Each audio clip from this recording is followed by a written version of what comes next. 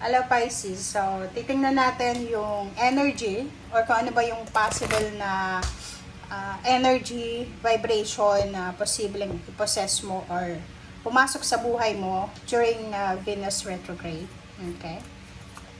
Hahanapin din natin kung ano yung message ng Mercury retrograde pero sa other readings. So, dito muna tayo sa Venus retrograde. I think it's March 1 hanggang April 14 ba or 7. Basta April na siya. So, tingnan natin Pisces. Okay. Okay, first card and second card. Pisces. Magic Wand. Ang Magic Wand na to, Pisces, is Ace of Wands siya. So, Ace of Wands. 1 plus 3 is 4. Dito sinasabi Pisces na kailangan mo daw na mag-focus sa isang bagay lang. So, kailangan natin na mag-focus sa priority natin. Okay? So, this Venus retrograde, sinasabi sa'yo na ibigay mo yung energy mo, yung oras mo, yung pagmamahal mo, yung pera mo, atensyon sa isang bagay lang. Okay? So, wag mong sasayangin yung oras, yung panahon, yung energy sa mga tao, sa paligid mo na alam mo na hindi naman magiging maganda ang buhay mo. Okay? It's number 13. 1 plus 3 is 4. Divine Feminine.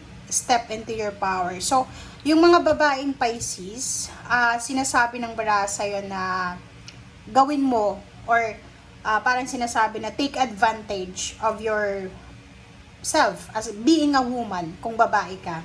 So, dito sinasabi na pwedeng may mga Pisces na mag-iisip na magkaroon ng baby or yung mga Pisces na parang may mga hormonal imbalances sila, so medyo stress yung situation nila. And dito sinasabi, be thankful, be grateful kasi you're blessed na babae ka. Parang ganun. So, sinasabi ng bara sa'yo dito na magkakaroon ng balanse sa buhay mo. Okay? Step into your power. So, the Divine Feminine, yung Pisces na hindi mabuntis, hindi magkaanak, may mga reproductive organ problem, ay posibleng masettle to. Okay? Starting this March until April. Okay. Oops, sorry. Okay, Pisces. Number 30. It's the perfection of your life. Wow, Pisces. So, nakikita natin dito yung perfection ng buhay mo. So, yung iba dyan, may mga Pisces na parang feeling nyo distracted kayo, feeling nyo wala nang nangyayaring maganda sa buhay nyo. Dyan sinasabi ng baraha, huwag kang mag-alala. Okay? Huwag kang mag-alala. Dahil dito sa mundong ibabaw, walang perfect. Okay? Kung halimbawa na marami kang insecurity sa katawan mo or sa sarili mo, like parang sinasabi mo, alam mo, nakikita ko na sobra akong imperfect. Nakikita ko yung mga tao sa paligid ko na perfect ang life nila, love life or anything. Walang ganon. Okay? So, sinasabi ng bara sa'yo na wag nating masyadong i-prioritize yung perfectionism. Kasi walang perfect guys ha. May stress ka lang, may pressure ka lang kung palagi kang nag-i-aim ng perfection. Okay. And next card natin is number 22, which is balance number, lucky numbers, 33, 22. Ang sinasabi ng baraha mo dito is, she feels, she knows. So, kung ano yung nararamdaman mo, express it, diba? Kung ano yung alam mo, express it, diba? So, wag mo Pisces na isisikil kung ano yung kaalaman mo eh. Yung wisdom mo, pwedeng makatulong yan sa ibang tao.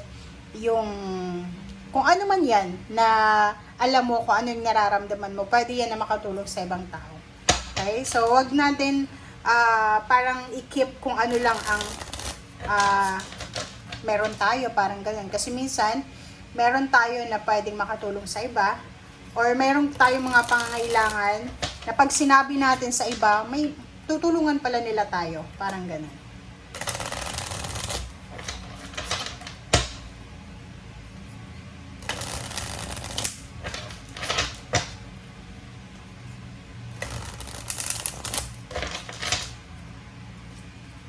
Okay, Pisces. Ano ba ang messages? Pasensya na guys. Ang dulas ng table ko sa ngayon. Okay, so, 6 of Swords. Oh, wow. Congratulations. Congratulations sa mga Pisces na to. Kasi itong 6 of Swords is from rags to riches. Galing ka sa kahirapan, papunta sa pagyaman. Galing sa pain, papunta sa happiness. Galing sa heartaches, papunta sa recovery, sa healing. 'Di ba? So, yung 6 of Swords is all about change, all about transformation. Yung parang bibigyan ka ng pagkakataon ng universe na mabago yung takbo ng buhay mo. Pwedeng makaalis ka sa stagnant na situation, financially, emotionally, psychologically, mentally, spiritually. Pwedeng makaalis ka sa sitwasyon na parang feeling mo hindi ka na welcome, like sa relationship or pwedeng sa environment, parang feeling mo toxic. So, this month of April, parang sinasabi sa'yo na eto na talaga yung stepping stone mo papunta doon sa tranquility, sa happy moments, sa happy times, sa kumbaga sa peace and harmony. Okay?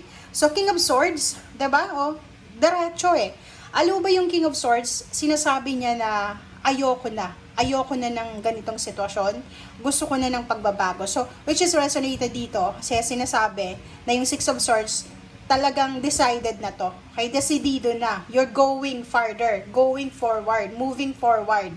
Okay? So, kung makikita mo dito, etong King of Swords na to, ay sinasabi sa'yo na kung ano man ito na pagbabago na ninanais mo, ay tuloy-tuloy ito na mag-move, diba? Forward. Okay, next is King of Pentacles. Wow, 'di ba? So kung makikita mo dito, marami kang good news na matatanggap regarding money, change of financial status. So may mga Pisces dito na siguro marami kang nawala ng pera, nawala ng negosyo, nawala ng trabaho, nawala ng ipon, naubos yung ipon. And dito sinasabi sa iyo na don't worry. Okay? Don't worry kasi nandito yung dalawang kings, sobrang motivation and determination dito. So moving forward, kung saan ka man papunta, kung ano man itong journey na tatahakin mo, ito yung journey na talagang magdadala sa'yo ng financial prosperity, abundance, tranquility, peace, harmony, security, stability. 'Di ba? So, when full of money, nakikita ko sa'yo dito, Pisces, na sobra-sobra kang magiging blessed financially. Okay. So, next two cards natin is 7 of Pentacles. So nakikita ko sa'yo dito, Pisces, is either you're waiting for money, it's either you're waiting for financial success, you're waiting for financial gain, parang ganon. Kung may negosyo ka, parang naghihintay ka kung kailan to magbo-boom sa public. The moon, sinasabi ng baraha, mag-iingat ka sa mga negative mindset, negative emotion, negative connection, relationship na negative. Wag mo yun napapasukin. Okay? So, nakikita ko sa'yo dito, is either you're waiting for money, waiting for promotion, or kung ano man tong hinihintay ng financial gain, mayroon ka ditong nararamdaman na konting takot. But, you don't need to worry. Okay? Hindi ka dapat nag-aalala. Kasi, lumabas yung Page of Pentacles. Yung Page of Pentacles, it's a confirmation, it's a manifestation card na sinasabi in the near future. Okay, papunta ka doon sa financial success, financial prosperity. Page of Wands, 'di ba? So kung makikita mo dito, sinasabi ng barahan na sa mga susunod na taon, susunod na buwan, susunod na linggo, sobra kang magiging excited, sobra kang magiging masaya, celebratory ka kasi lahat ng mga ninanais mo ay magkakatotoo. Emperor, you will be super strong.